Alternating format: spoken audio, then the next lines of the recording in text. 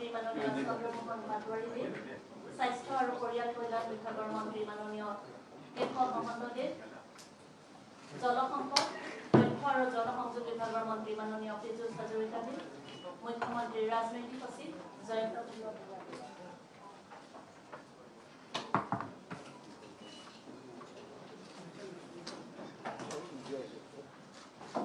মুখ্যমন্ত্ৰীৰ শিশু সেৱা আঁচনিখনৰ বিষয়ে এক পাৱাৰপইণ্ট প্ৰেজেণ্টেশ্যন প্ৰস্তুত কৰা হৈছে। আমি এই পাৱাৰপইণ্ট প্ৰেজেণ্টেশ্যনটো আপোনালোকৰ বাবে আগবঢ়াব বিচাৰিছোঁ।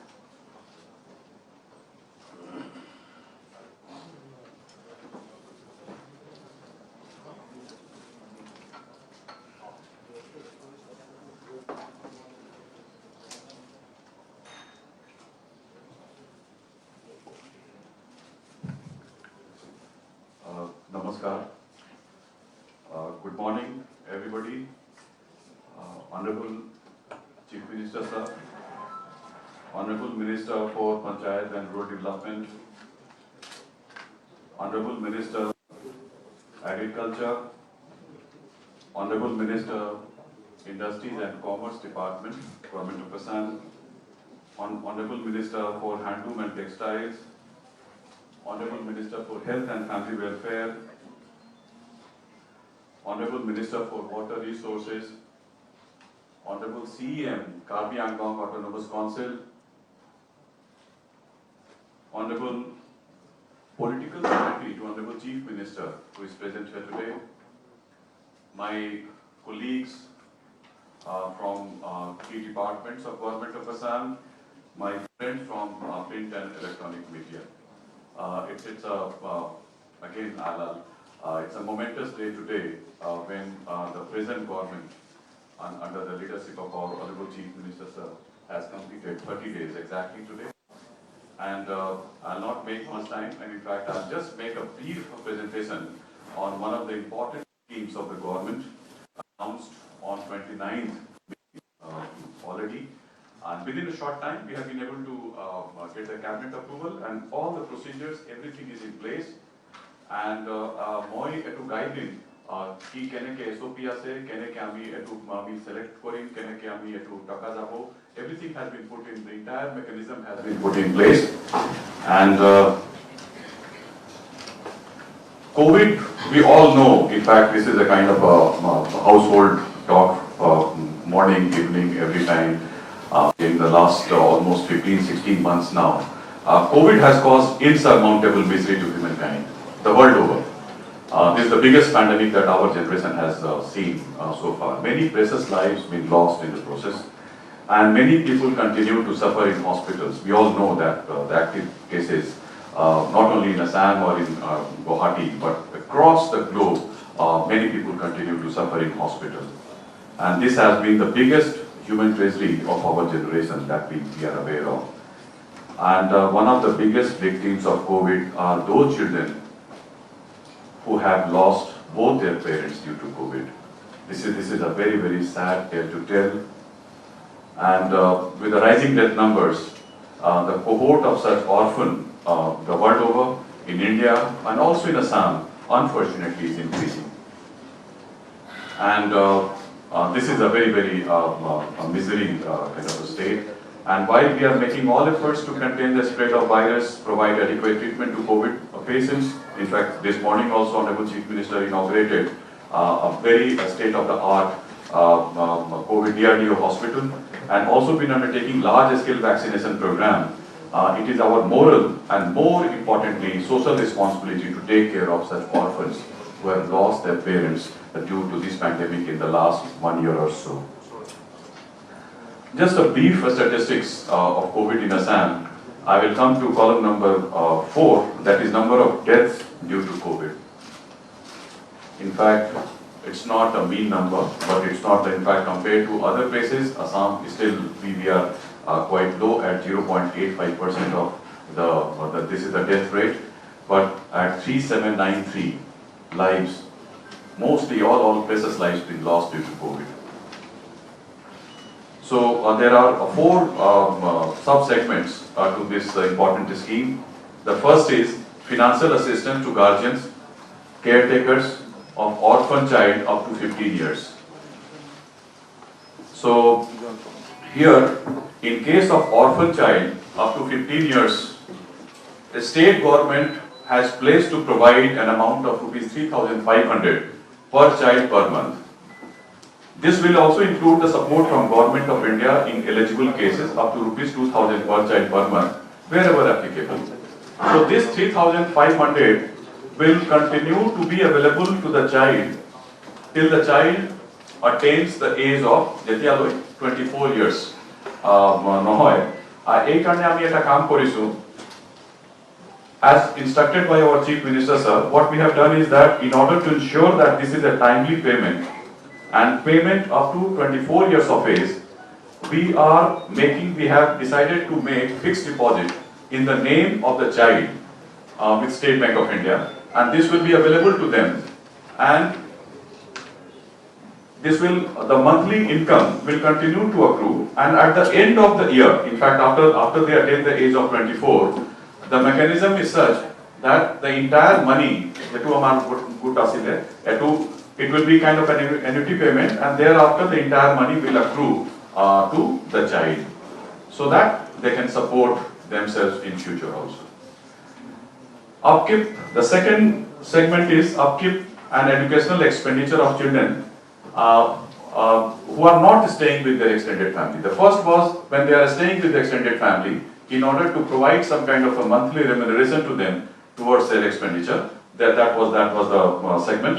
And in case if the children are not staying with their extended family, fortunately in Assam, in fact all the 8 cases who are going to get the benefit today, they are all staying in extended family. But there could be cases where the child may not have an extended family. In such cases, the state government will take steps to house them in one of the child care institutions, either social welfare department or any other NGO, and provide adequate funding towards their upkeep and educational expenditure.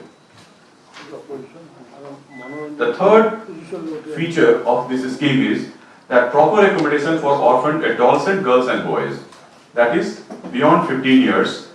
Orphaned adolescent girls and boys will also be given accommodation in suitable reputed institutions to ensure their sensitive care and proper protection, including educational needs. And one such example, one such institution being suggested is Kasturba Gandhi Balika Vidyalaya Residential School, for example. We are in the process of identifying more such institutions, and we will ensure that our adolescent boys and girls, they are also looked after well. The fourth is marriage assistance to girls.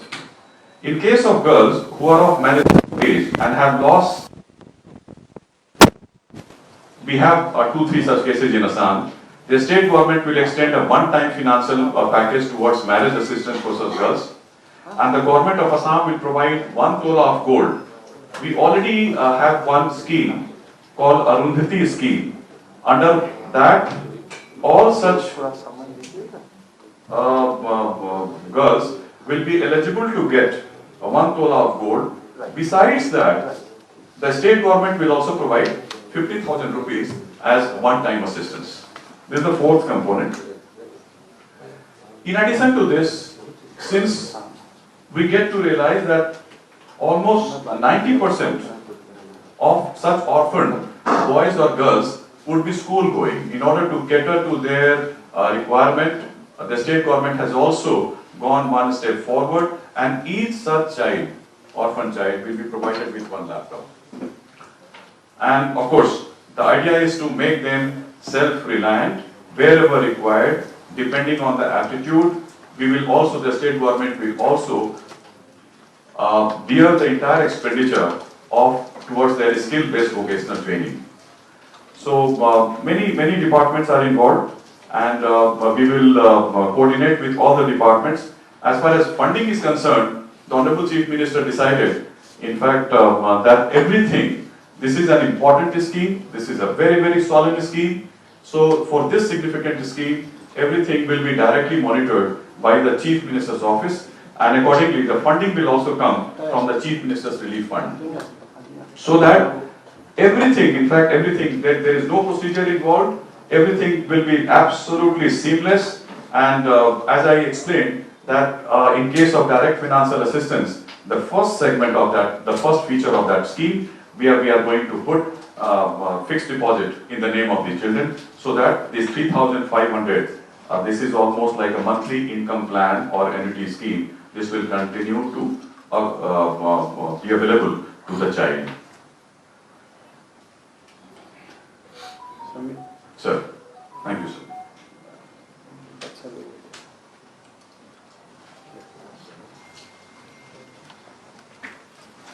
তেতিয়াহে আকাংক্ষিত মুহূৰ্তটি মাননীয় মুখ্যমন্ত্ৰী মহোদয়ৰ অভিনয়ে হিতাধিকাৰী শিশুক এখন seat, fixed depositor প্ৰমাণপত্ৰ, এটা লেপটপ আৰু এটা উপহাৰৰ টোপোলা প্ৰদান কৰি মুখ্যমন্ত্ৰীৰ শিশু সেৱা আঁচনিখন শুভ অভিনন্দন কৰিবলৈ অনুৰোধ জনাব। মই এজনকৈ শিশুসকলৰ নাম কৈ যাম, তেওঁলোকে এজনকৈ উঠি আহি মাননীয় মুখ্যমন্ত্ৰী মহোদয়ৰ পৰা চেক, প্ৰমাণপত্ৰ, লেপটপ আৰু উপহাৰ গ্ৰহণ কৰিবলৈ অনুৰোধ জনাইছোঁ। প্ৰথমতে ডিব্ৰুগড়ৰ খুচি সোণোৱাল।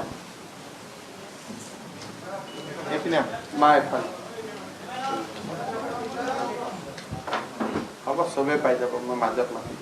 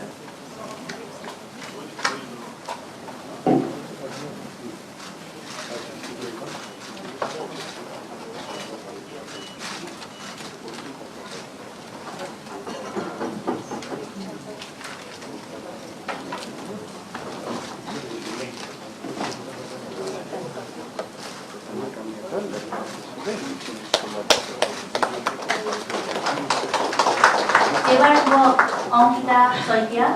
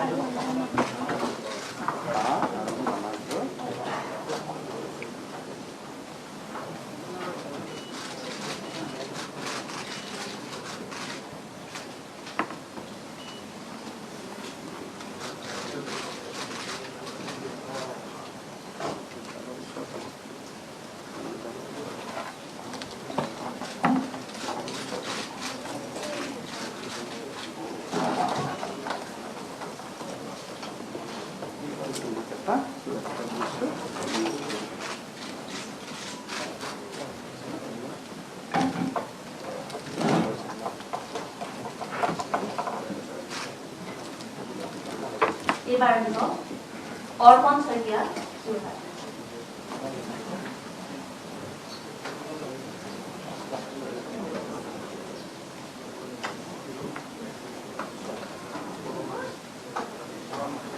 অৰ্পণে টিভিত উঠিছিলি নি?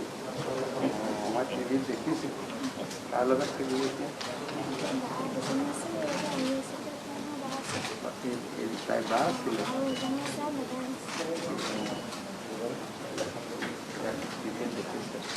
ভালকৈ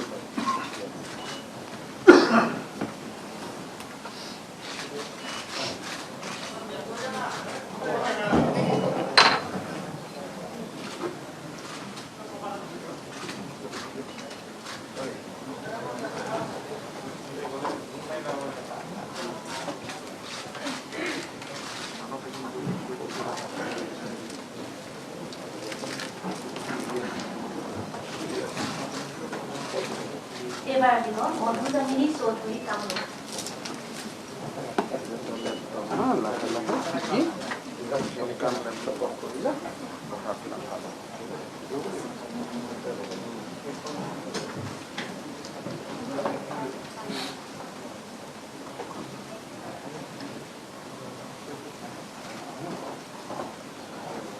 লাহে লাহে কৰা কোনটা मार की ना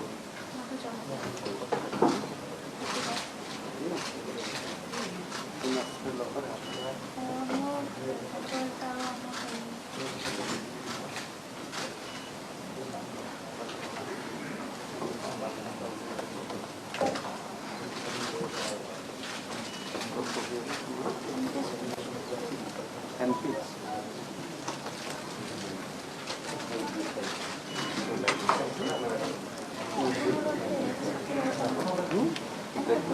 এবাৰ নিব চয়ন বিমান চলাচল Kamrup My mobile. Thank you.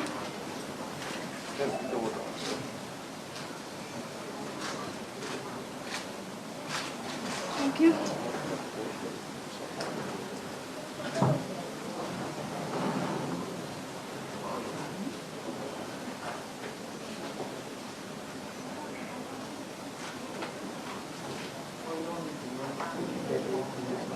Apa Cina? Saya di buat dan Yasmin apa?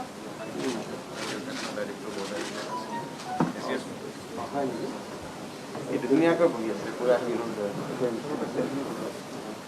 एकदम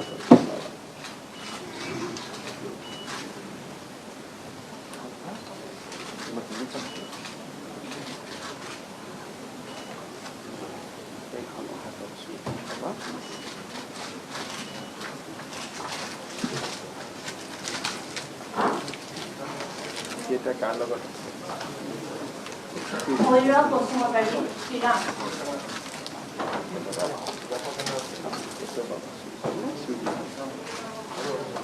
বটা কৰো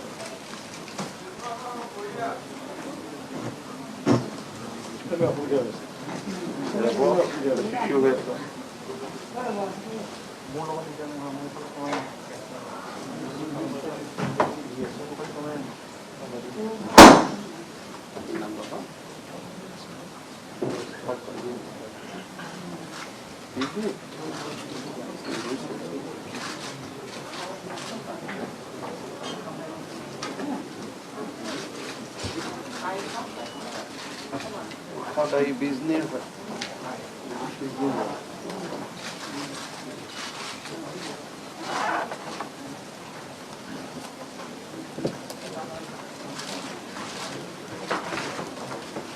জেচমিন নাৰ্জাৰী কোকৰাঝাৰ ওলাই দিব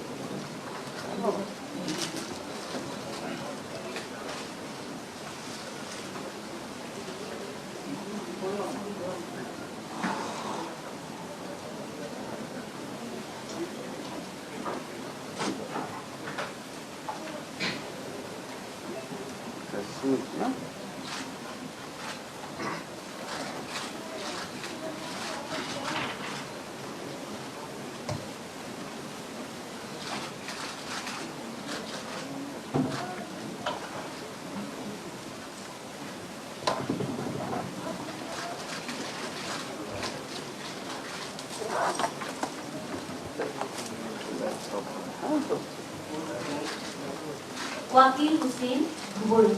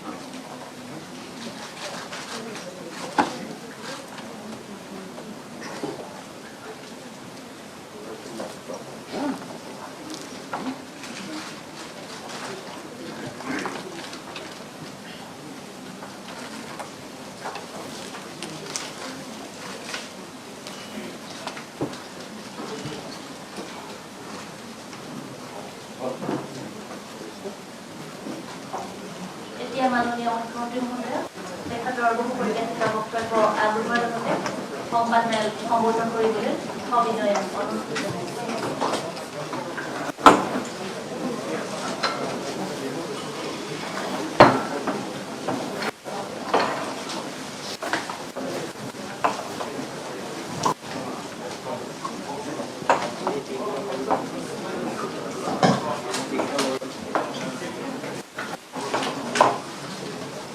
সংবাদ মাধ্যমৰ বন্ধু বান্ধৱীসকল,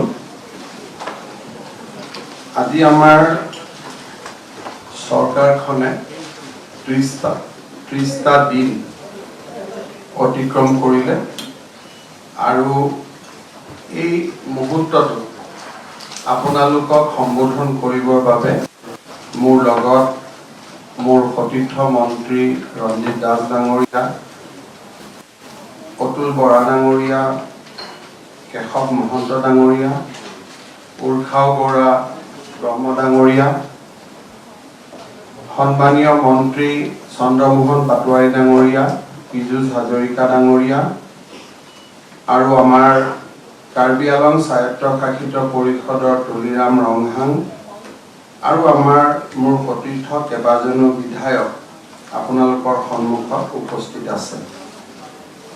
ইতিমধ্যে আমাৰ প্ৰধান সচিব সমীৰ সিনহা ডাঙৰীয়াই আপোনালোকক তেওঁৰ বক্তব্যত কৈ গৈছিলে যে আমি কিছুদিন আগতে প্ৰধানমন্ত্ৰী নৰেন্দ্ৰ মোদীৰ চৰকাৰখনে যেতিয়া 7টা বছৰ অতিক্ৰম কৰিছিল, সেই পবিত্ৰ মুহূৰ্তটোত আমি এটা আঁচনিৰ কথা ঘোষণা কৰিছিলোঁ, যাৰ নাম আছিলে মুখ্যমন্ত্ৰীৰ শিশু সেৱা আঁচনি। এই আঁচনিত দুটা কম্পোনেণ্ট আছিলে, এটা হ'ল orphan with support from extended family আৰু এটা আছিল orphan without support from extended family, অৰ্থাৎ যাৰ হাতত এক্সটেণ্ডেড ফেমিলি ছাপোৰ্ট নাই। দুৰ্ভাগ্যৰ মাজতো সৌভাগ্য যে আমি যিকেইজন শিশুৰ এতিয়ালৈকে আবেদন পাইছোঁ তেওঁলোক orphan with support from extended family, অৰ্থাৎ কোনোবা পেহীয়েকৰ লগত আছে, কোনোবা খুৰাকৰ লগত, কোনোবা বৰদেউতাকৰ লগত। চ' আমি তেওঁলোকক ৰেচিডেঞ্চিয়েল স্কুলত পঠোৱাৰ প্ৰশ্নটো নাহে, because they R with there extended family. So immediately the other part of the schemes comes into play. Orthat the component number 1 jot শিশু অনাথ হৈছে কিন্তু there is a support system. তেনেকুৱা শিশুৰ বাবে আমি কৈছিলো যে আমি মাহত 3,500 টকা পোৱাৰ ব্যৱস্থা কৰি দিম। আজি আমি যিকেইগৰাকী শিশুৰ পৰা আবেদন পাইছো, ইয়াৰ আৰু আইডেন্টিফিকেশনৰ কাম চলি আছে আৰু বহুত শিশু থাকিব। আজি যে আমি 11 গৰাকী শিশু আমি ইয়াতে পাইছো, এওঁলোকক আমি প্ৰত্যেক গৰাকীকে এখন 7,81,200 টকাৰ আমি একোখন ফিক্সড ডিপোজিট দিছো। এই ফিক্সড ডিপোজিট খনৰ ভিত্তিত 24 বছৰ নোহোৱালৈকে তেওঁলোকে মাহত 3,500 টকাকৈ লাভ কৰি থাকিব। অৰ্থাৎ SBI লগত আমাৰ যিটো ফিক্সড ডিপোজিটৰ যিটো আমি টাৰ্মছ বনাইছো, সেই টাৰ্মছ মতে they will get 3,500 rupees monthly till they attain age of 24 years. আমি ঘোষণা কৰোতে এইটো স্কিমত নাছিলে, কিন্তু ইয়াত এটা এডিশনালি কম্পোনেন্ট হ'ব যে 24 বছৰ হৈ যোৱাৰ পিছত এই 7,81,000 টকাটো তেওঁলোকৰ হৈ যাব। So 3,500 টকাকৈ মাহত পালো আৰু on the expiry of the term of the fixed deposit, the principal value, the principal amount will not come back to the government, usually which should have been because of the scheme which we announced. আমি অলপ স্কিমটোত অতিৰিক্ত component এটা লগাই দিলো money will go to them. কাৰোবাৰ পঢ়া শুনাত, কাৰোবাৰ বিয়া বাৰুত বিভিন্ন ধৰণে সহায় হ'ব। লগত আমি তেওঁলোকক এটা ল্যাপটপ দিছো আৰু এই মাহৰ ৩,৫০০ টকা যেহেতু ফিক্স ডিপোজিটত আফটাৰ এ মান্থ একৰু হ'ব, এই মাহৰ ৩,৫০০ টকাটো আমি বাই চেক দিছো। অৰ্থাৎ এই মাহৰ ৩,৫০০ টকাটো আমি এখন বেলেগ চেক দিছো, ফিক্স ডিপোজিটখন হাতত তুলি দিছো, বেংকৰ পৰা ৩,৫০০ টকাকৈ ২৪ বছৰ বয়সলৈকে পাই থাকিব। And on expiry of the or after attaining the age of 24 years, the amount will be, principal amount will be credited to their account, not to the government account. So, আমি গৌৰৱ অনুভৱ কৰো যে 30 তাৰিখে announce কৰাৰ পিছত আমি 10 দিনৰ ভিতৰতে we have actually launched the scheme. আৰু যাৰ যাৰ এপ্লিকেশন আহি থাকিব আমি ডেপুটি কমিশনাৰ সকলক ইনফৰ্ম কৰি থৈছো। আপোনালোকৰো নজৰত কোনোবা তেনেকুৱা শিশু আহিলে আমাক জনাই থাকিলে আমি তেওঁলোকক ইনে ৰুটিন বেসিছত আমি এই স্কিমটো ইমপ্লিমেন্ট কৰি গৈ থাকিব পাৰিম। আৰু এই গোটেই পুঁজিটো আমি মুখ্যমন্ত্ৰীৰ সাহায্য পুঁজিৰ পৰা ব্যৱহাৰ কৰিছো। আজি মই আৰু এটা আঁচনি ঘোষণা কৰিব খুজিছো যেটো খুব ইম্পৰ্টেন্ট। হেতু হল কোভিডত আক্ৰান্ত হৈ যিসকল বিধৱা হ'ল, অৰ্থাৎ স্বামী আক্ৰান্ত হৈ মৃত্যুবৰণ কৰিলে, পত্নী বিধৱা হৈ আছে, তেওঁলোককো আমি মুখ্যমন্ত্ৰীৰ সাহায্য পুঁজিৰ পৰা ২.৫ লাখ টকা কৰি এককালীন এটা সাহায্য দিবৰ বাবে আমি সিদ্ধান্ত লৈছো। আৰু এই এককালীন সাহায্যৰ উপৰিও all these ladies or all these widows will be eligible for Arunodaya scheme and widow pension. So the package will be as of now, they will get 830 rupees monthly from Arunodaya, 300 rupees from widow pension 1100 plus 2,50,000 one time assistance. So প্ৰায় ১২০০-১৩০০ টকা আৰু আপোনালোকে জানে যে অৰুণোদয় লাহে লাহে ৩,০০০ টকালৈকে যাবগৈ ৫ বছৰত, গতিকে সেইটো এটা থাকিবই।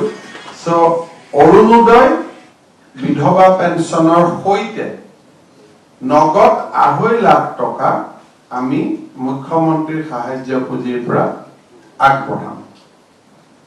আমাৰ দুই এজনে আমাক সুধিছিলে যে ভ্যাকচিনৰ কাৰণে আমি পইচা লৈছিলো।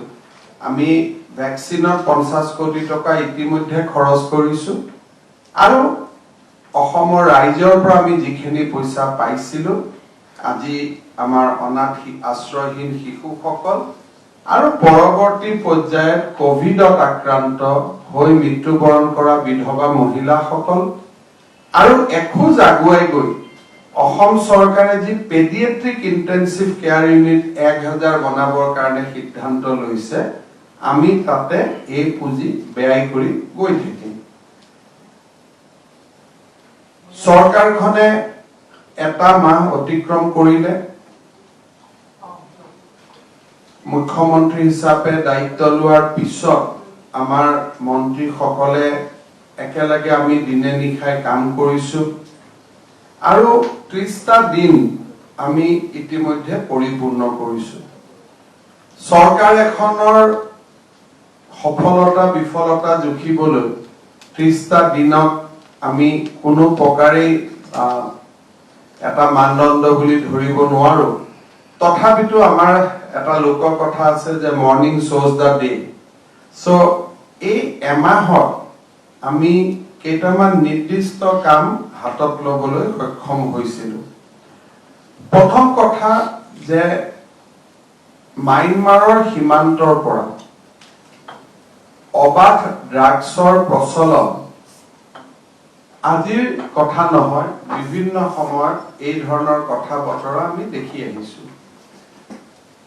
অসমখন আগতে ট্ৰানজিট আছিল যে অসমেদি আন ৰাজ্যসমূহলৈকে গুচি যায় আৰু অসমত ইয়াৰ সাংঘাতিক প্ৰচলন নাছিলে কিন্তু নিৰ্বাচনী প্ৰচাৰ অভিযানৰ সময়ত মই বহুত পিতৃ মাতৃক লগ পাইছিলো যোনে মোক কৈছিলে যে আমাৰ গাঁৱৰ ল'ৰাবোৰে ড্ৰাগছ সেৱন কৰি এটা সামাজিক ব্যাধি হৈছে খুব কষ্ট হৈছে একোটা পৰিয়াল ভাঙি গৈছে ল'ৰা ছোৱালীয়ে ড্ৰাগছত পইচা নাপালে দেউতাক মাকক মাৰপিট কৰে চুৰি বিভিন্ন ধৰণৰ ঘটনা সংঘটিত কৰে কাৰণ ড্ৰাগছ কিনিবলৈ দামো লাগে টকা পইচা দৰিদ্ৰ মধ্যবিত্ত পৰিয়ালক যোগাৰ কৰা সম্ভৱ নহয় বহুতে মাটি বাৰীও বিক্ৰী কৰিছে আমি দায়িত্ব লৈ অসম পুলিচক নিৰ্দেশ দিছিলো যে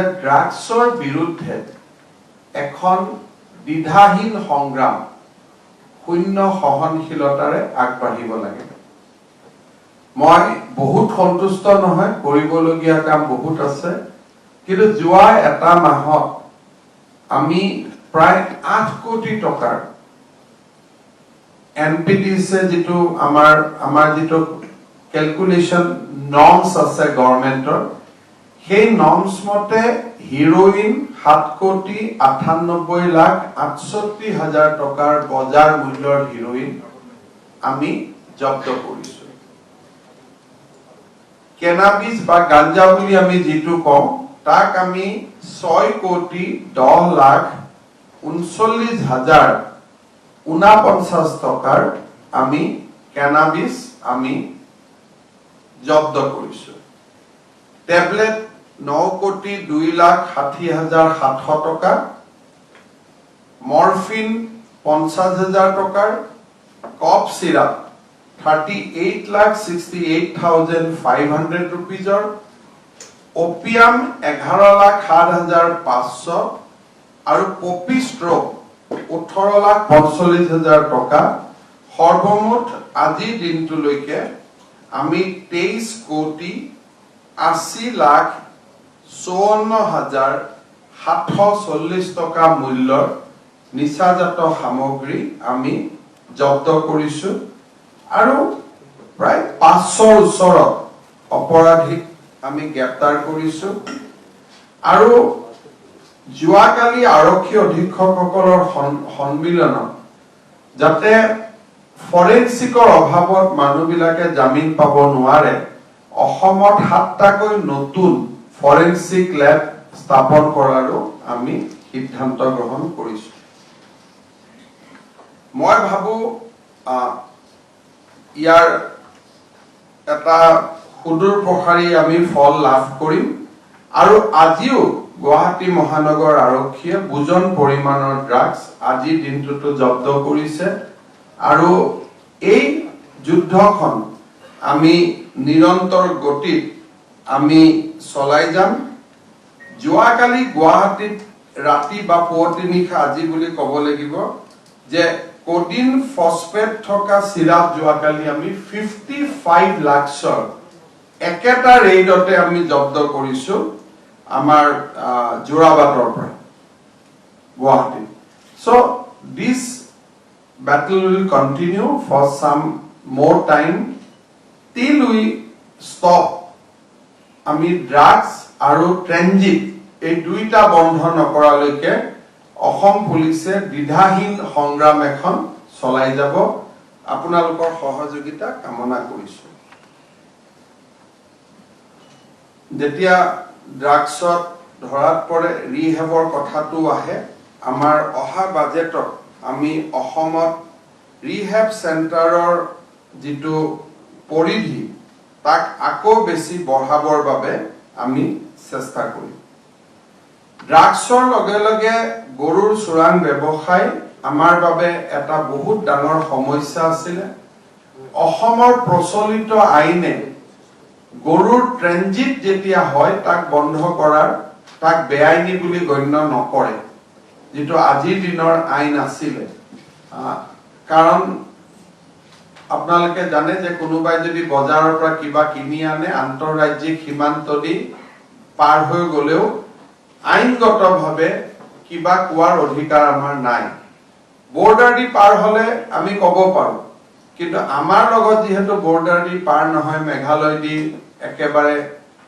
বাংলাদেশ ডাউকি হৈ যদি গুচি যায় পইণ্ট অফ ট্ৰানজেকচনত আমি যেহেতু নাথাকো গতিকে আইনগতভাৱে এই চোৰাং ব্যৱসায়ত আমি বাধা দিব নোৱাৰো অহা জুলাই মাহত অসম বিধানসভাই যি আইন পাছ কৰিব তাত আমি transit of cattle will declare it as a illegal. So, a আইনখন অহাৰ লগে লগে Assam police will get teeth, Assam police will get power to fight with this. However, in the interim, ami through executive order, we have stopped transit of cattle. আৰু আজি আমাৰ ইয়াতে আমি ক'ব পাৰো যে প্ৰায় এই চোৰাং ব্যৱসায় এটা এক প্ৰকাৰ নোহোৱা হৈছে বুলি ক'লেও ভুল কৰা নহব সেই দিশলৈ আমি আগবাঢ়ি আহিছো স্বাভাৱিকতে যোৱা মাহটোত আমাৰ সংগ্ৰাম আছিলে কোভিডৰ বিপক্ষে আজি ৰাতিপুৱা মোৰ কাৰণে সৌভাগ্যৰ কথা যে ডিআৰডিঅৰ দ্বাৰা আমি প্ল্যান কৰা 300 বেডেড কোভিড হস্পিটাল মোৰ সতীৰ্থ কেশৱ মহন্ত ডাঙৰীয়াৰ সৈতে আমি উদ্বোধন কৰি আহিছো এই সময়ছোৱাত আমি যোৱা এটা মাহত এমএমসিত 60খন গুৱাহাটী মেডিকেল কলেজত 76খন এছএমচিএইচত 60খন যোৰহাটত 40খন বৰপেটা মেডিকেলত 32খন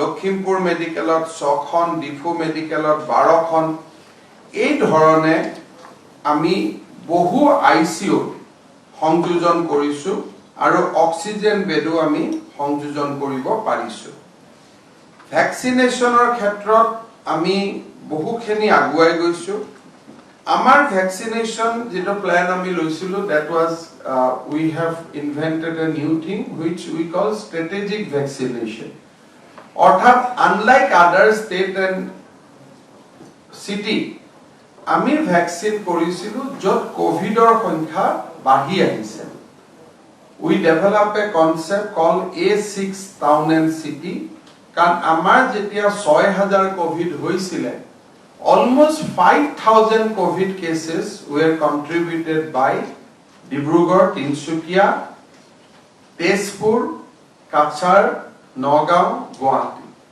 So, আমি কৰিছিলো যে ইন্টেনসিভ ভ্যাকসিনেশন যে এই 6খন জিলাত যদি আমি ভ্যাকসিন কৰিব পাৰো আমি কোভিডৰ মৰ্টেলিটি কমাব পাৰো কোভিড কমাব পাৰো কোভিডৰ টোটাল নাম্বাৰ কমাব পাৰো আৰু অসমৰ কাৰণে এটা ডাঙৰ প্ৰত্যাহ্বান আছিল many people speak about Delhi model Mumbai model many model but Assam is the only state where we are trying to control COVID without imposing total lockdown. Eta bajaleke সকলোৱে দোকান খুলে আৰু rural area was out of all restriction. অৰ্থাৎ অসমৰ 90% জাগা last সপ্তাহলৈকে কোনো এক প্ৰকাৰ restriction নোহোৱা কৈ আছিল. Normal life was there. So Assam is a case study on this that we are trying to control COVID without imposing lockdown, total lockdown. প্ৰধানমন্ত্ৰী ডাঙৰীয়াই প্ৰথম কোৱা মতে যে জান আৰু জাহান দুইটাৰ এটা সামঞ্জস্য ৰাখি থ্ৰু মাইক্ৰো কন্টেইনমেন্ট আমি কোভিড নিয়ন্ত্ৰণৰ প্ৰচেষ্টা কৰিছিলো তাৰ ফলত অসমত কোভিড নিয়ন্ত্ৰণ অলপ স্লো হৈছে we এক প্ৰকাৰ ক'ব গলে হয়তো আৰু 15 দিন আগতে আমি পজিটিভিটি 2 তলত আহিব লাগিছিল কিন্তু নেভাৰডিলেছ আমি মানুহক জীৱন আৰু জীৱিকা দুইটাৰ সংৰক্ষণৰে আমি আগবাঢ়ি গৈছো যোৱা এটা মাহত 6500 আছিল আমাৰ চৰকাৰখনে দায়িত্ব লোৱাৰ সময়ত আজি 3700 পজিটিভিটি 8-9 পৰা 3.5 আৰু A6 এই টাউন সিটিত ভ্যাকসিনেশন বহুত বেছি ইন্টেনসিভ হৈছে গুৱাহাটীত 12 লাখ মানুহ থাকে যদি আমি শিশুক 3 লাখ বুলি ধৰি লওঁ বিলো 18 সো 9 লাখৰ ভিতৰত 6 লাখ মানুহে ইতিমধ্যে ফাৰ্স্ট ডোজ অফ ভ্যাকচিন পাইছে আৰু যোৱা 3 বা 4 দিনত আমি 7 লাখলৈকে এই সংখ্যাটো লৈ যাম শিলচৰ টাউনত প্ৰায় সকলোৱে ফাৰ্স্ট ডোজ অফ ভ্যাকচিন পাই গল নগাঁৱত প্ৰায় শেষ হ'ব ডিব্ৰুগড় তিনচুকীয়া যোৰহাটতো এই ধৰণে আগবাঢ়িছে উইদিন নেক্সট উইক আমি কোভিডৰ যত এপিক সেন্টাৰ বিলাক আছিল তাত ভ্যাকচিন আমি সমাপ্ত কৰিব খুজিছো যাতে থাৰ্ড ৱেভৰ কথাও বহুখিনি মিনিমাইজ হ'ব পাৰে চাহ বাগিচা গাঁও অঞ্চলত যতে যতে সম্প্ৰসাৰণ হৈছে ভ্যাকচিন চলিছে প্ৰধানমন্ত্ৰী ডাঙৰীয়াই 21 তাৰিখৰ পৰা বিনামূল্যে ভ্যাকচিন দিম বুলি কৈছে তাৰ আগতে আমি প্ৰায় 50 কোটি টকাৰ ভ্যাকচিন আমি কিনিলো 700 কোটি টকা আমাৰ খৰচ হলেতেন but now because of his announcement we are going to save almost 650 crores rupees আৰু যেটো আমাৰ কাৰণে সুবিধা হ'ব দিল্লীৰ পৰা আমি ইন্ডিকেশন পাইছো ডিসিশন নহয় we just get an indication Mr. Paul who is a member of Niti Aayog he has called our officers and indicated that from July 1 government of India will give us 3.5 lakhs vaccine every day যেটো প্ৰধানমন্ত্ৰীৰ 1 crore per day আসনি আছে তাত 3.5 লাখ অসমক দিম বুলি তেওঁলোকে প্ৰাৰম্ভিকভাৱে কৈছে হয়তো আমি ইমান দিব নোৱাৰিম গৈ দিলেও কিন্তু এইটো যদি হৈ যায় by 15 August I think অসমৰ সকলো উইলিং পপুলেশনে প্ৰথম ডোজ অফ ভ্যাকচিন পাব যোৱা এটা মাহত কোভিডক লৈ চিন্তা চৰ্চাৰ মাজতে আমি অক্সিজেনৰ ক্ষেত্ৰত আমি বহুখিনি সফলতা লাভ কৰিবলৈ সক্ষম হলো অসমে নিজৰ অক্সিজেন প্ল্যান বনালে আমি ইয়াত অক্সিজেন জেনাৰেট কৰিলো আৰু মই খুব গৌৰৱ অনুভৱ কৰো এজন অসমীয়া হিচাপে যে এই বিপদৰ সময়ত we stood by our sisters and brothers of Northeast অসমে প্ৰতিদিনে আমাৰ ওচৰ চুবুৰীয়া ৰাজ্যলৈ আমি অক্সিজেন দিছিলো আৰু ষ্টিল প্ল্যান নাথাকা প্ৰত্যেক ৰাজ্যই অক্সিজেন বেলেগৰ পৰা লৈছে কিন্তু because of our advanced planning আমি অক্সিজেন নিজে উৎপাদন কৰি নিজৰ ব্যৱহাৰ কৰাৰ উপৰিও আমি উত্তৰ পূৰ্বৰ আন ৰাজ্যসমূহলৈকে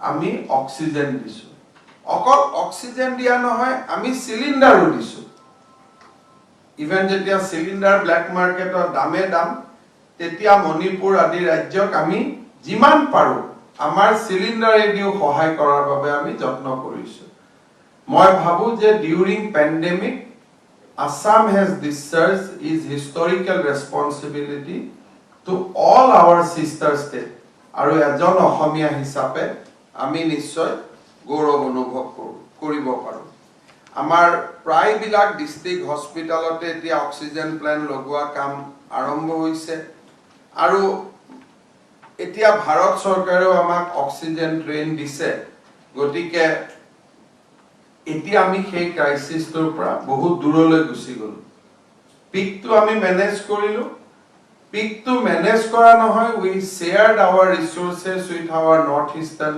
states and now of course we are on surplus এতিয়া গোটে ভাৰততে surplus আছে obviously আমিও surplus আছো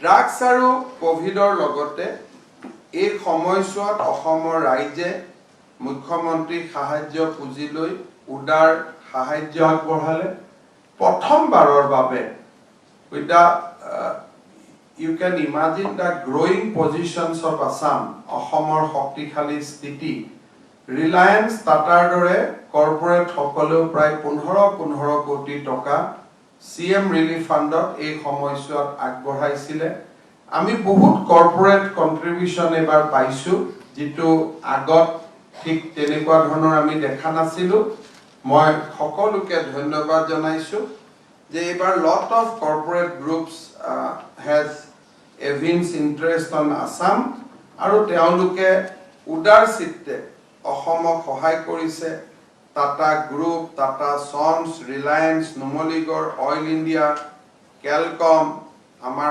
অসমৰ গোটেইকেইটা PSU আৰু তাৰ উপৰিও আমাৰ ইভেন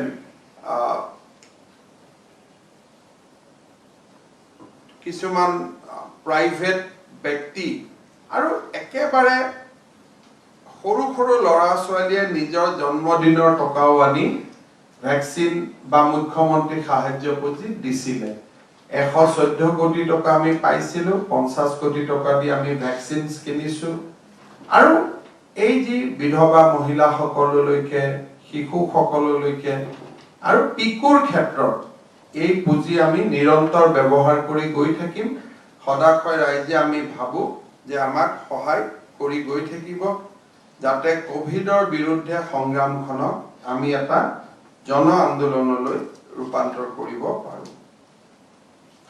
আমাৰ চৰকাৰৰ এটা ঠিক মই সফলতা বুলিও নকওঁ কাৰণ আঁচনিটো পুৰণা কিন্তু there is a sense of satisfaction today আজি এই 10 তাৰিখ দিনটোত আমি কথা পাতি থকা সময়ত অসমত প্ৰায় 24 লাখতকৈও বেছি হিতাধিকাৰী আৰু সেন্ট্ৰেল গভৰ্ণমেন্টৰ NSCP ধৰিলে it will touch almost 50 lakhs আজিৰ পৰা তেওঁলোকে দীনদয়াল বৃদ্ধ দিব্যাংগ পেনশন আঁচনি বিধৱা পেনশন বৃদ্ধ পেনশন আমি সিস্টেমটো এনেকে সৰলীকৰণ কৰি দিলো যে নাও 10 তাৰিখে এভৰি মান্থ 10 তাৰিখে তেওঁলোকে এই পইচাটো পাব আগতে বছৰো নাপাইছিল কেতিয়াবা 1.5 বছৰ কেতিয়াবা 1 বছৰ বাট আমি এনেকে প্ৰক্ৰিয়াটো সৰলীকৰণ কৰিলো যে বিত্ত বিভাগত যাব নালাগে ডিপাৰ্টমেন্টৰ প্ৰায় ডাইৰেক্টলি দিব পাৰে সো এই প্ৰায় নিয়াৰলি 50 lakhs মানুহে আজি দিনটোত আমি কথা পাতি থকা সময়ত সবৰ বেংকৰ একাউণ্টত according to eligibility কাৰোবাৰ 250 কাৰোবাৰ 300 কাৰোবাৰ 550 কাৰোবাৰ 1000 টকা জমা হৈছে এন্ড এইটো এটা ৰেগুলাৰ ফিচাৰ হৈ যাব যে প্ৰত্যেক বাৰে প্ৰত্যেক 10 তাৰিখে এই টকাটো তেওঁলোকে পাবগৈ there is a certainty আৰু date and time is fixed এইটো এটা মই ভাবো যে এমাহৰ এটা বহুত ডাঙৰ সফলতা আৰ্তজন আৰু দৰিদ্ৰজনক সহায় কৰাৰ ক্ষেত্ৰত আমি যথেষ্ট গুৰুত্বপূৰ্ণ সিদ্ধান্ত লব পাৰিছো ঋতুল শইকীয়াৰ মুক্তি আমাৰ বাবে এটা আনন্দৰ মুহূৰ্ত আছিল বটদ্ৰবা সত্ৰৰ যি আমি এক পুণ্য ভূমিলৈ ৰূপান্তৰৰ কামত হাত দিছো তাক এই এমাহৰ ভিতৰতে তাত আমি 35 বিঘা মাটিও দিছো নতুনকৈ এই এমাহতে NRLত সৰ্ববৃহৎ বিনিয়োগ হৈছে অসমত আজি অইল সেক্টৰত নুমলীগড়ত 26% লৈকে অসমত আমি আমাৰ শেয়াৰ বঢ়াব পাৰিছো আৰু আটাইতকৈ আনন্দৰ কথা যে এই সময়ছোৱাৰ ভিতৰত কোনো ধৰণৰ সংঘাত আৰু কোনো ধৰণৰ অসন্তুষ্টি নোহোৱাকৈ বাগিচাৰ মালিক আৰু চাহ বাগিচাৰ শ্ৰমিকৰ সৈতে আমি তেওঁলোকৰ মজুৰি 38 টকালৈ বৃদ্ধি কৰিবলৈ আমি সক্ষম হৈছো অভিভাৱক মন্ত্ৰী প্ৰতি সপ্তাহত কেবিনেট এক নতুন পুৰস্কাৰ প্ৰদান বহুতে কৈছে যে আমি যেটো নতুন সিৰিজ অফ এৱাৰ্ড কৰিছো হেতৰ প্ৰয়োজনীয়তাৰ ওপৰতো কৈছে কিন্তু কিমান লৰাই আজি আশা কৰ্মীয়ে ভাল কাম কৰি আছে অসমৰ পৰা নেমু ৰপ্তানি কৰিছে ভাৰতলৈকে এৱাৰ্ড মানে এটো নুবুজাই যে অকল নাম থকা মানুহবিলাককে মানুহে পুৰস্কাৰ কৰিব all these awards will go to the people who are silently working for the welfare of Assam ডাঙৰ নাম থকা মানুহবিলাকৰ কাৰণে এই এৱাৰ্ডটো নহয় এই এৱাৰ্ডটো হ'ব আটাইতকৈ ভাল অংগনবাদী কৰ্মীগৰাকীৰ কাৰণে এই এৱাৰ্ড হ'ব আটাইতকৈ ভাল আশা কৰ্মীগৰাকীৰ কাৰণে এই এৱাৰ্ড হ'ব আটাইতকৈ ভাল টেট টিচাৰজনলৈকে যোনে নিয়মমতে স্কুলত আহে নিয়মমতে কাম কৰে এই এৱাৰ্ড হ'ব যোনে নিৰবিচ্ছিন্নভাৱে অনাথ আশ্ৰম বৃদ্ধ পেঞ্চন স্থাপন কৰি ৰাইজৰ হৈ কাম কৰি আছে এই এৱাৰ্ডে তাক স্পৰ্শ কৰিব যোনে অসমৰ কৃষি অৰ্থনীতিৰ যুগান্তকাৰী ভূমিকা আগবঢ়াইছে সো এই এৱাৰ্ড যেতিয়া আমি দিম তেতিয়া মানুহৰ চৰকাৰী বঁটাৰ ওপৰত থকা ধাৰণাটোৰ পৰিৱৰ্তন হ'ব এণ্ড এটা নতুন এটা সেন্স অফ পাৰপাস আপোনালোকে এই বঁটাৰ জৰিয়তে আপোনালোকে দেখা পাব কাৰ্বি চুক্তিৰ প্ৰাৰম্ভিক কাম-কাজ সম্পূৰ্ণ হৈছে এই সময়ছোৱাত আৰু এটা আমি বহুত এফেক্টিভ কাম কৰিব পাৰিছো যে আমাৰ ইঞ্জিনিয়াৰিং কলেজ আৰু পলিটেকনিক বিলাক প্ৰায় দ্ৰুত গতিত অৱনতি হৈছিল মেডিকেলত আমি এমএচআৰবি কৰাৰ পিছত এতিয়া মেডিকেলত পোষ্ট ভেকেন্ট নাথাকে প্ৰতি বছৰে এটা এপইন্টমেন্ট হয় ইঞ্জিনিয়াৰিং আৰু পলিটেকনিক বিলাক এপিএসসি যোৱাৰ কাৰণে বহুত ফেকাল্টি পজিশন খালি হৈ থাকে আৰু ওয়াশিংটন ডিক্লেৰেশন যেটো gold standard in engineering studies তাৰ পৰা আমি বহুত দূৰলৈ গুছি গৈছিল কেবিনেটে ইঞ্জিনিয়াৰিং সাৰ্ভিস ৰিক্ৰুটমেন্ট বোৰ্ড নিযুক্ত কৰাৰ লগে লগে প্ৰতি 6 মাহত খালি পোষ্ট ৰিক্ৰুটমেন্ট হৈ গৈ থাকিব লাহে লাহে চৰকাৰী কলেজ বিলাকৰো নিযুক্তি আমি এটা ৰিক্ৰুটমেন্ট বোৰ্ডলৈকে লৈ যাম যাতে লোকসেৱা আয়োগৰ পৰা দূৰত থাকিব কিন্তু নিযুক্তি 100% মেধাৰ ভিত্তিত হ'ব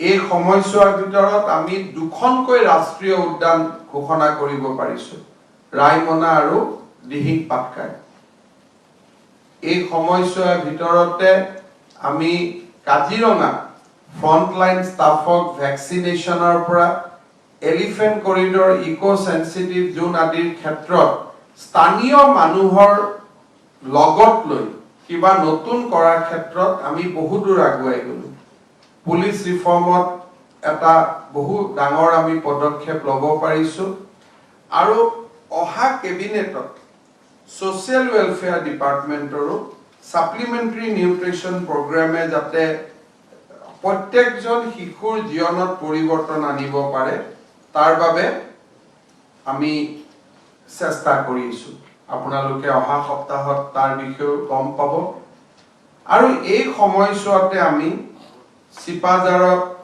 প্ৰায় 180 বিঘা হোজাই 2500 বিঘা সতিয়াত আৰু কৰিমগঞ্জত বনাঞ্চল আৰু সৰকাৰী ভূমিৰ পৰা আমি বেদখল মুক্ত কৰিছো আজি কিছুমান দল সংগঠনে কৈছে যে উচ্ছেদিত মানুহক পুনৰ সংস্থাপিত কৰক এটা কথা কোনোবা এটা দিন আহিব মই তেখেতসকলৰ লগতো কথা পাতিম যদি পপুলেশন বাঢ়ি গৈ থাকে এসময়ত লিভিং স্পেসৰ প্ৰবলেম হ'বই আৰু তাৰ পৰা সংঘাতৰ সৃষ্টি হ'ব আজি যি সকল সদাশয় ব্যক্তিয়ে কৈছে এভিকশন হ'ব নালাগে বন আৰু মন্দিৰতটো আমি মানুহক বহিব দিব নোৱাৰো আজি মন্দিৰত মানুহ বহিব ফৰেষ্টত মানুহ বহিব আমি নতুন প্ৰজন্ম কোনখন অসম দি থৈ যাম কিন্তু আই আন্ডাৰস্ট্যান্ড প্ৰবলেম ইন দা আদাৰ সাইড অলসো যে যি দৰে জনবিস্ফোৰণ হৈছে কিমান মানুহক ক'ত ৰাখি থব তেওঁলোককো লিভিং স্পেস লাগে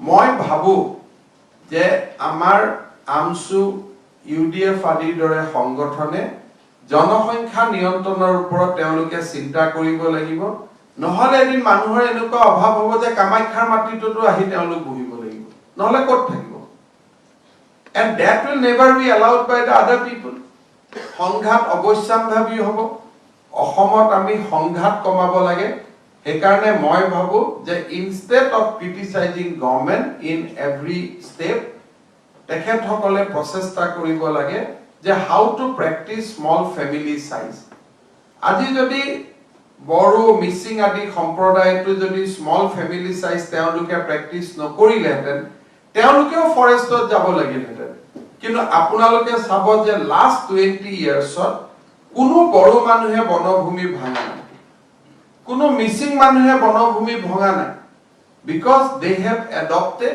a different lifestyle to live with forest. ফৰেষ্টক সংৰক্ষণ কৰিছে আৰু ফৰেষ্টক তেওঁলোকে নতুন ফৰেষ্ট সৃষ্টি কৰিছে।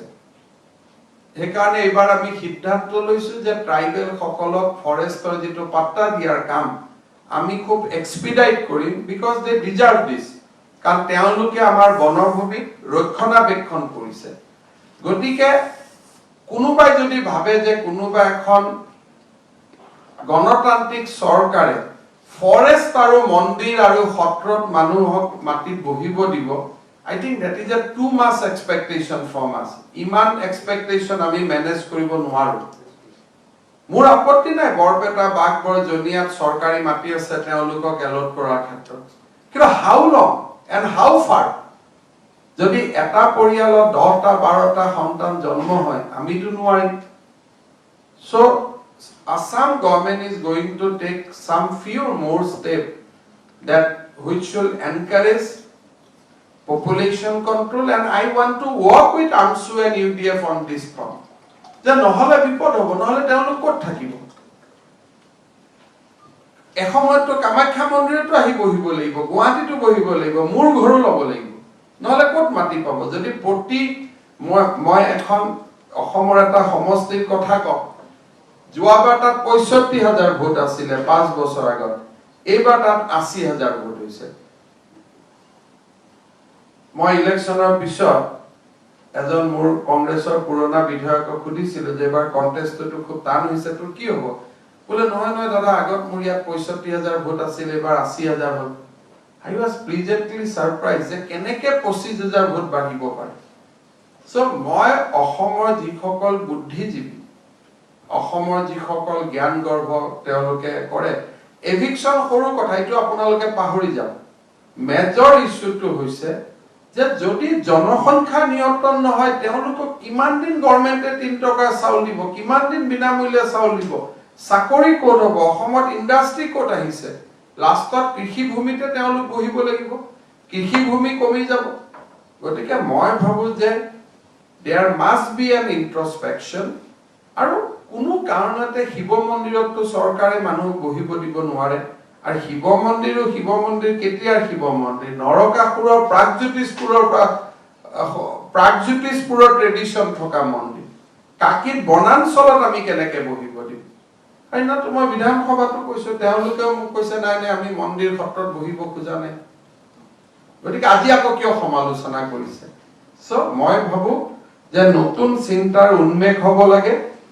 কোনো আমাৰ শত্ৰু নহয়, অসমৰ প্ৰত্যেকজন দৰিদ্ৰ মানুহৰ আমি অভিভাৱক, চৰকাৰখন ব্যক্তিগতভাৱে বেলেগ কথা, প্ৰত্যেকজন দৰিদ্ৰ মানুহৰ আমি উন্নতি বিচাৰো, জাতি ধৰ্ম বৰ্ণ নিৰ্বিশেষে, কিন্তু কমিউনিটি সাপোৰ্ট আমাক লাগিব, তেওঁলোক আগবাঢ়ি আহিব লাগিব। সো মই আজি মুকলিভাৱে আহ্বান জনাম যে ধৰ্ণা ধৰ্মঘট, চৰকাৰক সমালোচনা, কেইটামান প্ৰ লিবাৰেল আৰ্টিকল লিখিলে এই মানুহবিলাকৰ দৰিদ্ৰতা শেষ হৈ নাযায়।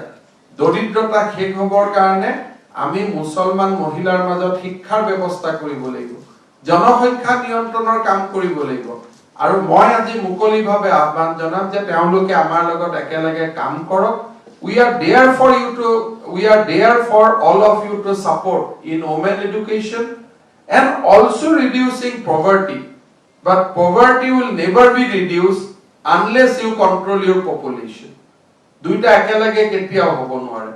গতিকে মই ভাবো যে চৰকাৰখনৰ মানসিকতাক তেওঁলোকে সন্মান জনাব আৰু সেই দিশত কাম কৰিব। শেষত আমাৰ এই যোৱা মাহটোত অসম গণ পৰিষদ, UPPL আৰু আমাক বিভিন্ন ধৰণে সহায় কৰি থকা ৰাভা যৌথ সংগ্ৰাম সমিতি, গণশক্তি অসম, সকলোকে মই ধন্যবাদ কৃতজ্ঞতা জনাইছো। অসমৰ ৰাইজৰ শ্ৰীচৰণত আমি মূৰ দুৱাইছো।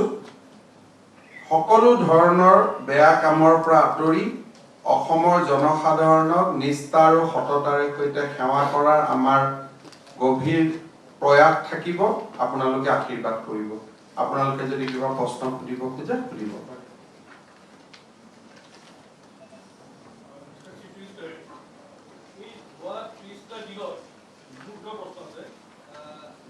Have you set any roadmap for protection of land, culture, identity of the native as promised in election? I have decided that in next 6 months we will not focus on the agenda which will catch headline but will not get any substantial development. In next 6 months our focus will be bring reform in education, reform in health, reform in social welfare and bringing a fundamental reforms in the government.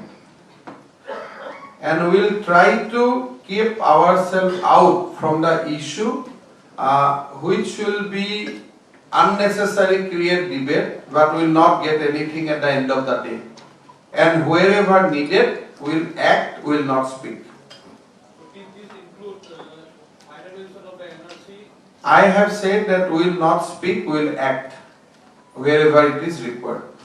Like you have seen, then when we need to act, we have acted upon. So we will act. But as of now, our focus will be in bringing fundamental reforms in government. যেনেকৈ আজি আমি কৰিলো যে সকলোৱে 10 তাৰিখে pension পাব, সকলো শিশুৱে অংগনবাড়ীৰ খাদ্য পাব. We want to do something on women education on minorities front. We want to bring reforms in agriculture sector, Prime Minister Kishak Bima. So we want to do substantial things for next 6 months. Mr. Chief Minister, You talked about that resources are limited. there is a population explosion. So are you thinking of a population policy, population control policy? Why- Population policy is already in place. It will come into be effective soon, like government jobs, etc. We have already enacted a population policy in last assembly.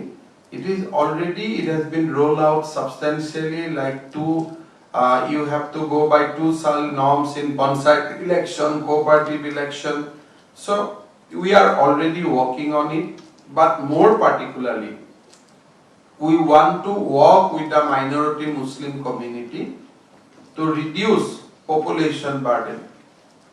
আমি তেওঁলোকৰ লগত লগ লাগি কাম কৰিব খোজো যাতে জনসংখ্যা নিয়ন্ত্ৰণ হয়, যাতে আলটিমেটলি সোশিয়াল মিনান্স, পভাৰ্টি, ল্যান্ড এনক্ৰোচমেন্ট সবৰে ৰুটটো ক'ত আছে? সবৰ ৰুটটো ক'ত আছে? In the population. গতিকে মই ভাবো যে অসমত বহুত সামাজিক ব্যাধি আমি দূৰ কৰিব পাৰো যদি immigrant Muslim adopt a decent family planning norms. So this will be my appeal to them.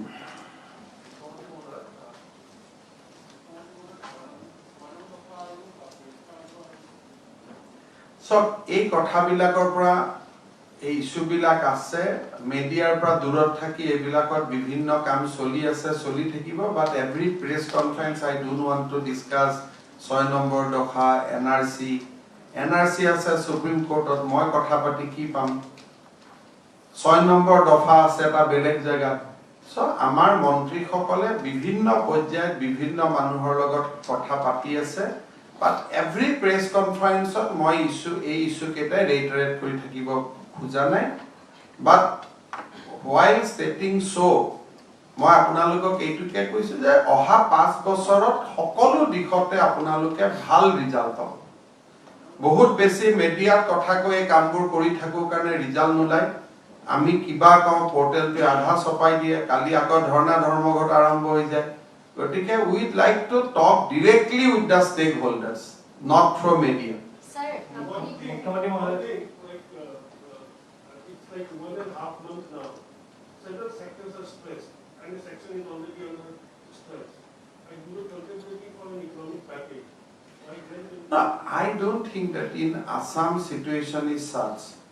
we are releasing regular installment of almost 1,000 rupees to 22 lakhs family. So we are giving rise to almost 55 lakhs family. And today also we have released those of social assistance.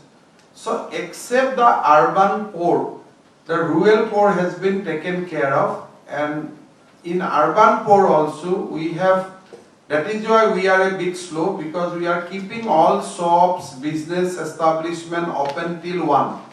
And that is also in for last 3 weeks. Tar agot to 5 ta leke khula ase.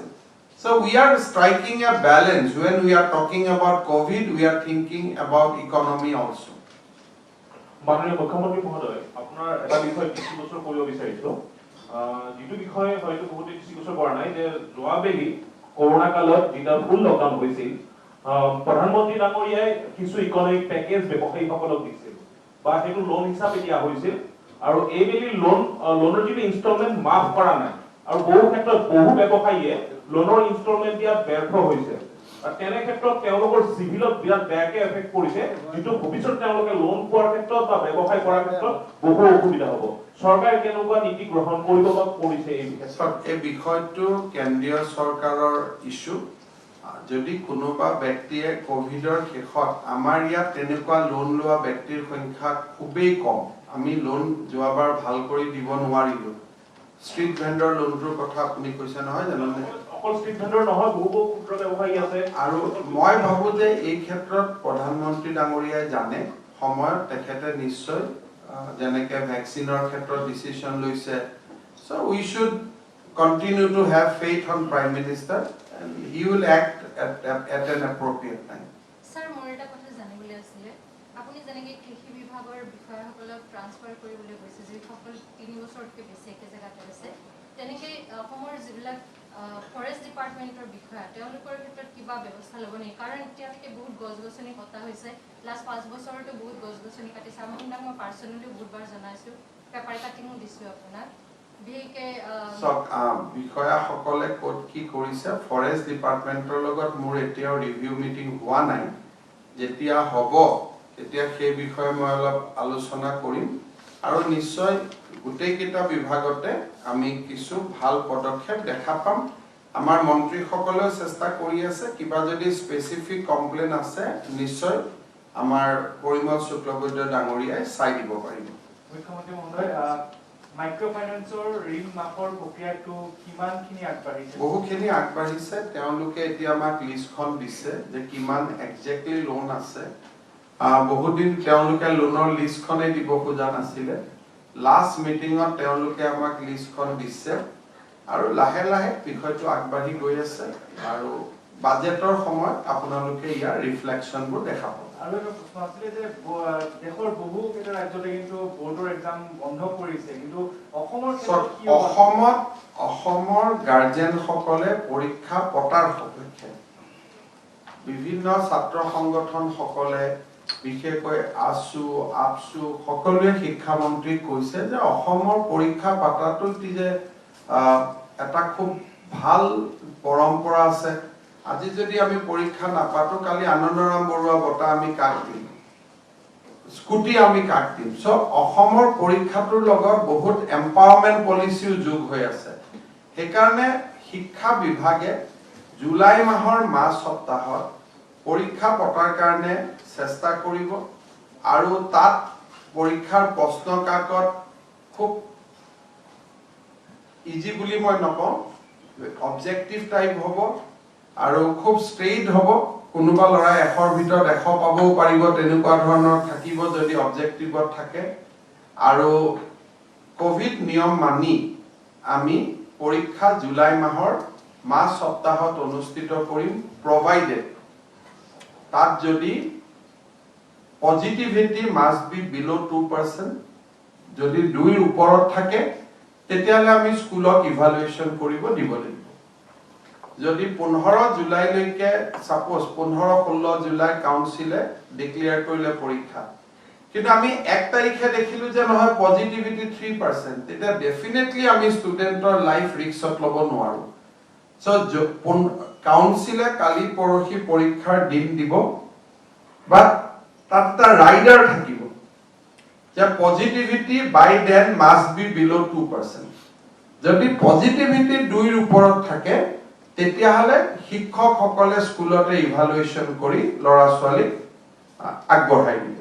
So এতিয়া ল'ৰা ছোৱালীয়ে পঢ়ি থাকিব লাগে 15 জুলাইত পৰীক্ষা হ'ব বুলি, কিন্তু যদি আমি তেওঁলোকৰ দেউতাক, আমি তেওঁলোকৰ অভিভাৱক যদি 1 জুলাইত আমি এছেছমেন্ট কৰিম, যদি 2%ৰ তলত পজিটিভিটি নাযায় তেতিয়াহ'লে জীৱনৰ ৰিস্ক লৈ লাভ নাই, আমি পৰীক্ষা কেনসেল কৰি স্কুল ইভালুৱেশ্যনৰ ওপৰত আমি তেওঁলোকক পাছ কৰাম। কেনেকৈ হ'ব, কি হ'ব, আচলতে এইটোলৈ কোনো চিন্তা কৰিবলগীয়া নাই। শিক্ষামন্ত্ৰী ডাঙৰীয়াই সংবাদমেল কৰি কালি পৰহি আপোনালোকক ক'ব। 3টা কথা আজি দিনত আমি বুজি ল'ব লাগিব যে 15 জুলাইৰ পৰা 20 জুলাইৰ ভিতৰত পৰীক্ষা হ'ব, এদিন বা দুদিনৰ পৰীক্ষা হ'ব। ছোৱালীয়ে বেলেগকৈ দিব, ল'ৰাই বেলেগকৈ দিব, যাতে social distance will be maintain. কিন্তু যদি 1 তাৰিখে পজিটিভিটি 2 নহয় তেতিয়াহ'লে পৰীক্ষা একেবাৰে কেনসেল হৈ যাব। So we are not going to take risk. আমি ছাত্ৰ ছাত্ৰীৰ জীৱনক লৈ আমি ৰিস্ক নলওঁ, কিন্তু যদি পৰীক্ষা পাতিব পৰা অৱস্থাত আছো তেতিয়াহ'লে আমি পৰীক্ষা পাতিব লাগে। আৰু এইটো বহুত ডাঙৰ কোনো অংক নহয়, একদম সিম্পল অংক যে ল'ৰা ছোৱালীয়ে কোভিড হওক নহওক এনেই পঢ়ি থাকিব লাগে। পঢ়ি থকাটো ছাত্ৰনাং অধ্যয়নাং তপাহা, গতিকে পঢ়ি থাকিব লাগে। পঢ়াৰ কাৰণে টেনচন ল'ব কি দৰকাৰ? দেশৰ আন ৰাজ্যে বন্ধ কৰিছে যদিও অসমে আন ৰাজ্যই কোভিড লকডাউন কৰি নিয়ন্ত্ৰণ কৰিছে, আমি লকডাউন নকৰাকৈ নিয়ন্ত্ৰণ কৰিছো। আন ৰাজ্যৰ তুলনাত আমি যদি কৰবাত ভাল কাম কৰিব পাৰো আমি কিয় ভাল কাম কৰিব নালাগে? ইয়াৰ বাবে আপোনাক ধন্যবাদ দিম। কথাটো কৈছো, কিন্তু যদি নোৱাৰো 1 তাৰিখে আমি আবান্ডন কৰি দিম। যদি 1 জুলাইৰ ভিতৰত 2% তলত পজিটিভিটি নাহে আমি তেতিয়া ৰিস্ক নলওঁ, তেতিয়া আমি পৰীক্ষা নাপাতো। কিন্তু যদি কোভিডো নাই, পজিটিভিটিও নাই, আমি কিয় পৰীক্ষা নাপাতিম? গতিকে ইটি যে অলপ লাকো থাকিব। পৰীক্ষা দিব নোখোজাখিনি ল'ৰা যদি লাক ভাল তেতিয়াহ'লে 1 তাৰিখলৈকে 2%ৰ তলত নানামিব, পৰীক্ষা কেনসেল হৈ যাব। দিয়া খোজাৰ দিব খোজাখিনিৰ যদি লাক ভাল, পজিটিভিটি 2 তলত নামি আহিব। গতিকে কিন্তু হলে 15 পৰা 20 জুলাইৰ ভিতৰত হ'ব, তাতকৈ আৰু পিছত নহয়।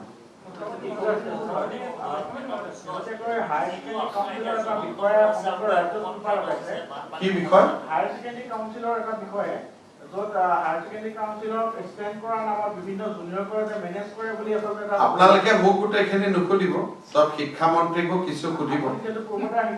এইটো কোনো প্ৰশ্নই হ'ব নোৱাৰে যে পূৰ্বতে শিক্ষামন্ত্ৰী আছিল কাৰণে মই এইটো প্ৰশ্নৰ উত্তৰ দিম।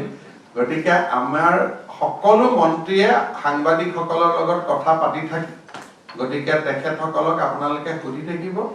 আৰু বহুত কথা মোৰ নজৰতো নাহে, কাৰণ মোৰ শিক্ষামন্ত্ৰীৰ ওপৰত মোৰ সম্পূৰ্ণ আস্থা আছে, তেওঁ ডিল কৰি ল'ব। আপুনি পুলিচ ৰিফৰ্মছৰ এটা ডাঙৰ পদক্ষেপ ল'লে। মই এজন ভুক্তভোগী বা on behalf of other citizens might have face the same problem. এটা পুলিচৰ লৈ পেলাই কথা নাই, ভেৰিফিকেশ্যন, পাছপৰ্ট ভেৰিফিকেশ্যন হওক বা আমাৰ ল'ৰা ছোৱালী অসমৰ বাহিৰত চাকৰি কৰিব লাগে ভেৰিফিকেশ্যন, আজিকালি বেংকতো ভেৰিফিকেশ্যন লাগে। এই ইজ অফ ভেৰিফিকেশ্যনটো এটা যদি কৰিব পাৰি, লাইক ইজ অফ কালি আমি কথা পাতিছো যে সিটিজেন ফ্ৰেণ্ডলি কেনেকে হ'ব পাৰো। আমি আৰু 6 মাহ লাগিব আপোনালোকক, কাৰণ এতিয়া অকণমান আমি ক্ৰাইমৰ এগেইনষ্টত কথা পাতিছো, বাট ভেৰিফিকেশ্যন, পাছপৰ্ট এই ইছ্যুবিলাক আমাৰ মাইণ্ডত আছে। 6 মাহ মান দিয়ক, আমি কৰি গৈ থাকিম। ক্ৰাইমৰ কথা কৈছে, ড্ৰাগছৰ বিৰুদ্ধে যিটো কৰিছে আমি অভিনন্দন জনাইছো। কিন্তু বিশেষকৈ গাঁও অঞ্চলত দেখা পাইছোঁ তীৰ আৰু জোৱা, যিবিলাক গাঁৱৰ বজাৰ আছে, বিশেষকৈ সাধাৰণ যিবিলাক শ্ৰমিক মানুহ গোটেই দিনটো কাম কৰি আহি সন্ধিয়া তেওঁলোকে দেউলীয়া হৈ যায়। তীৰ খেল আৰু জোৱাৰ বিৰুদ্ধে চৰকাৰীভাৱে কিবা ব্যৱস্থা কৰিব? আমি চবেই কৰিম, খালি Rome was not built in a day. অকণমান এমাহত যিমানখিনি টানিব পাৰিছো টানা গৈছে, কিন্তু আমি এই কামবিলাক লাহে লাহে কৰিম আৰু আপোনালোকে ভাল পাব। যেতিয়া মই আকৌ 3 মাহ হ'লে এনেকে কথা পাতিম আৰু বহুত নতুন কথা আপোনালোকক ক'ব পাৰিম। আপুনি বিভিন্ন বিভাগত সংস্কাৰ আৰম্ভ কৰিছে। এই মই লগতে দুই এজন মন্ত্ৰীৰ বিৰুদ্ধে বিভিন্ন ধৰণৰ অভিযোগ উত্থাপন হৈছে অনিয়মৰ ইতিমধ্যে সংবাদ মাধ্যমত ওলাইছে এই ক্ষেত্ৰত কাৰ বিৰুদ্ধে ওলাইছে কি ওলাইছে এইবিলাক সঁচাৰ ওপৰত প্ৰতিষ্ঠিত নহয় চব কথাটো হ'ল যে GMDৰ ফ্লেট এটা ফ্লেটৰ মূল্য 26 লাখ টকা কোনো NGOৰ কাৰণে ফ্লেট সংৰক্ষণ হোৱা নাই মানুহে আহি যতে হাইয়েষ্ট ৰেট দিব তাকে আমি ফ্লেট দি দিম 26 লাখ টকা হৈছে ৰিজাৰ্ভ প্ৰাইস সিল এনভাপত মানুহে দিব মই 28 লাখ দিম মই 29 লাখ দিম এনভাপ খুলিম তাকে ঘৰ পাই যাব একেবাৰে সিম্পল আপোনালোকৰ চকুৰ সন্মুখত মানুহে গৌৰৱেৰে সৈতে ফ্লেটত সোমাব ক'ব মই কাকো 1 টকা দিয়া নাই যি দিছো চৰকাৰক দিছো যেটো সঞ্জয় কিষাণৰ কথা আহিছে আমাৰ চৰকাৰৰ দিনৰ নিযুক্তি হোৱা নাই আগৰ সময়ছোৱাত কিবা হৈছিল যদি সেই বিষয়ে মই চোৱা নাই কিন্তু আপোনালোকে সঞ্জয় কিষাণৰ লগত নিজে কথা পাতি ল'ব পাৰিব মাননীয় মুখ্যমন্ত্ৰী মহোদয় আৰু দুটা প্ৰশ্ন কৰিব এটাই প্ৰশ্ন কৰিব এইটো প্ৰশ্ন অকমান গুৰুত্বপূৰ্ণ আপুনি এটা কথা হৈছে গঠনমূলক পপুলেশন কন্ট্ৰোলৰ কথা কৈছে সংখ্যালঘুৰ ক্ষেত্ৰত বা মুছলমান সম্প্ৰদায়ৰ লোকসকলৰ ক্ষেত্ৰত কিন্তু সদতে দেখা যায় এতিয়া অসমৰ বিশেষকৈ অসমৰ যিটো সোশ্যাল মিডিয়া বা ফেসবুক বা টুইটাৰ যিকোনো জায়গাতে দেখিবলৈ পোৱা যায় যিকোনো ব্যক্তিয়ে বিভিন্ন সংগঠনৰ কিছুমান পাবৰ্জতা নেতাই সংখ্যালঘু বিশেষকৈ মুছলমান সম্প্ৰদায়ৰ লোকসকলক তুচ্ছ তাচ্ছিল্য আৰু গালি গালাজ কৰা আৰম্ভ কৰি দিছে বিভিন্ন মানুহৰ মাজত সাম্প্ৰদায়িক যিটো মন্তব্য বিষয়বস্তু বিয়পাৰ চেষ্টা চলাইছে তেওঁলোকৰ বিৰুদ্ধে কিবা ব্যৱস্থা গ্ৰহণ কৰা হ'ব নেকি প্ৰথম কথাটো হ'ল যে প্ৰভোকেশনৰ সোৰ্সটো ক'ত আজি যদি আপুনি কয় যে বহুত মানুহে মুছলমান মানুহৰ বিৰুদ্ধে লিখিছে প্ৰতিদিনে ফেসবুকত মুছলমান লৰা বহুতে কমিউনিটিটোৱে নহয় এটো ব্যক্তি বিশেষে হিন্দু মানুহৰ বিৰুদ্ধেও লিখি লিখি গৈ থাকে দিনে ৰাতি মই কথাটো কৈছো এই কথাবিলাক তেতিয়া নিয়ন্ত্ৰিত হ'ব যেতিয়া আমি ফান্ডামেন্টাল ইস্যু বিলাকত চকু দিম মানুহৰ কেতিয়াবা খং উঠে যে মোৰ মন্দিৰটোতে আহি বহি ললে কাৰোবাৰ খং উঠে যে ইয়াতে এই কামটো হৈছে তাতে তেওঁ জড়িত আছে আকৌ মুসলিম মানুহৰ কিছুমান হয়তো হিন্দু মানুহৰ ওপৰতো খং উঠে যে আমাৰ কথা এনেকে কৈছে গতিকে যদি সিম্পটম বিলাক আপোনালোকে কন্ট্ৰোল কৰিব দিয়ে আমি কন্ট্ৰোল কৰিব নোৱাৰো ৰোগটোৰ যদি গুৰিটো কন্ট্ৰোল হয় তেতিয়ালে গুটেইখিনি কন্ট্ৰোল হৈ যায় নিৰ্বাচনৰ পৰৱৰ্তী পৰ্যায়ত মানুহৰ কিছু দুখ আছে যে ইমান কাম কৰিলো 100টা ভোটত 99টা 100টাৰ এটাও ভোট গৈ নাপালো কিছুমান এনেকুৱা থাকে এই দুখটো 3 মাহ মান থাকে গতিকে 3 মাহ পিছত লাহে লাহে মানুহে দুখ বিলাক পাহৰে এতিয়া আমাৰ ৰঞ্জিত দাস ডাঙৰীয়াই ইমান কাম কৰিলে যেতিয়া বাকচ গন্তি কৰিলে কৰভোগত 100টাৰ ভিতৰত কোনোবা এটা বুথত এটাও নোলাল তাতে হয়তো অৰুণোদয় পোৱা 20 গৰাকী আছে গতিকে এতিয়া কিন্তু ডেমক্ৰেসিত সবৰে অধিকাৰ আছে এইটো কৰাৰ এই কথাবিলাক ইলেকশনৰ পিছত 3 মাহ মান অলপ চলি থাকে 3 মাহ মান পিছত পশ্চিমবংগটো বহুত বেছি অসমত অলপ ফেসবুকৰ যুদ্ধ চলিছে পশ্চিমবংগত কি হৈছে আপোনালোকে কম্পেয়াৰ কৰক পশ্চিমবংগৰ তুলনাত আমাৰ ইয়াত একো নাই আৰু ভগৱানে কৰক কেতিয়াও নহক আমি কেতিয়াও নিবিচাৰো অলপ ফেসবুকত টানাটানি লাগি আছে 3 মাহ মান পিছত হেবিলাকো পাহৰি যাম লাহেকৈ বানপানী আহিব আপোনালোকে দেখিব যে আমাৰ হিন্দু মানুহে গৈ পেলাই বাগবৰজনীয়াত ৰিলিফ লৈ যাব আকৌ আমাৰ বিপদ হ'ব মুছলমান মানুহে আমালৈকে ৰিলিফ লৈ আহিব গতিকে আলটিমেটলি আমাৰ গোটেই সিস্টেমটো হ'ল যে আমি এখন ধৰ্মনিৰপেক্ষ সমাজত থাকো নিৰ্বাচনৰ পৰৱৰ্তী পৰ্যায় 3টা মাহ এনেকে কুটুৰ খাটাৰ চলি থাকিব একচন ললে ঘাটো ডাঙৰ হৈ যাব যদি জেলে তেলে লৈ যায় তে ঘাটো খজুৱালে ডাঙৰ হৈ যায় নহলে ঘা বিলাক 10-15 দিনত শেষ হৈ যায় আর যেটো হাতে হাতা হলে তো ধরিব লাগিব কিন্তু হাতলৈকে যোৱাৰ কোনো নাই লিখা লিখিয়ে গতিকে মোৰ বিপক্ষেও কিমানে লিখে আকৌ মোৰো মানুহে কাবাৰ বিপক্ষে লিখে গতিকে এটো লিখি ভাল পায় আৰু মানে খংটো ওলাই যায় আৰু লিখি দিলে গতিকে কিন্তু আমি আইন হাতত তুলিব নিদিও এটা পৰ্যায় বাহিৰত যাব নিদিও আৰু মই একেবাৰে নিশ্চিত যে আপোনালোকে দেখিব এই লিখা মানুহবিলাকে বানপানীত ইজনে সিজনক সহায় কৰিব I have an important question. You have spoken about strategic vaccination in the district which were reporting more cases. Now there are two major concerns. One is that in terms of total vaccinated people in Assam is still around just about 5%. Secondly, No, Assam is 12%. total vaccinated. Yeah. But I mean, if you say that second dose, it's all related to time. Yeah, that's true. But if you look at parameters in that way, but we have done about more than 5%. And there are also concerns that in several of the districts that you are talking about strategic vaccination, hundreds of people have missed their second dose, particularly in cases of Covaxin, due to Covaxin shortage. So what is the new Look, strategy? first of all, state government do not produce vaccines. We have placed the order, but Bharat Biotech has their own limitation. Yesterday also they have sent vaccines so that we can cover the deadline of 42 days. In Assam, nobody has crossed 42 to 44 days. We are providing Covaxin on time, but we have seen some problems. Government of India has assured us that from 1st of July, it will be a smooth. Assam will get 3.5 lakhs vaccine per day. So I think till then we have to bear and we have to we have to see that correct kind of information is reaching to the people, because people are insisting on Covaxin dose after expiry of 28 days. Basically, it should have been expiry of 42 days. But sir, there have been cases, I can cite you at least a dozen cases where people have exceeded between 45 to even 50 to 50. This might be aberration, because we have taken enough step to give vaccines within 42 days. But if somebody has actually crossed 45 days, it should not have happened. But I think sometime because of communication also that problem might be there. As of now, yesterday also we got good number of Covaxin to cover second dose. Chief Minister, I have a question. One thing, why Assam doesn't have an agriculture policy still yet? Because I just wanted to emphasize, you have put a lot of emphasis on the industrialization and having a land bank. But still Assam doesn't have an agriculture policy which stops from... First of all, agriculture policy has already been drafted, and we have done extensive discussion of 3 hours with agriculture department.